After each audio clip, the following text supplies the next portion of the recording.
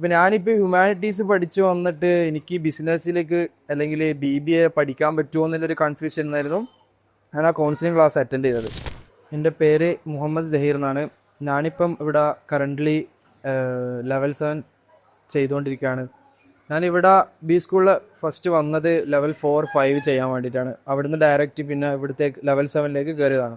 ഇവിടെ എന്താ പറയുക, അസൈൻമെൻറ്റ് മോഡലാണ്. എക്സാമ്പിൾ HR എടുക്കുകയാണെങ്കിൽ HR സിസ്റ്റം എങ്ങനെയാണ് ഒരു കമ്പനിയിൽ റണ്ണ് ചെയ്ത് പോകുന്നത്, അവിടുത്തെ അവരെ പ്രോബ്ലംസ് എന്താണ്, ഇതൊക്കെ മനസ്സിലാക്കി ഒരു അസൈൻമെൻറ്റ് നമ്മൾ തയ്യാറാക്കി അവർക്കൊരു സക്സസ് പ്ലാന് കൊടുക്കുന്ന ആ ഒരു സെഗ്മെൻറ്റിലേക്ക് മാറിയേരം ഓരോ സബ്ജക്റ്റും അതേപോലെ ഈ ട്രാക്കിലേക്ക് കയറാം. കാരണം നമ്മളൊക്കെ +2 പഠിച്ചത് അസൈൻമെൻറ്റ് മോഡലല്ല, ജസ്റ്റ് എന്തെങ്കിലും പഠിക്കുക, എക്സാം ജസ്റ്റ് പേപ്പറിൽ എഴുതുക, പാസ്സാവുക എന്നുള്ളൊരു മോഡൽ.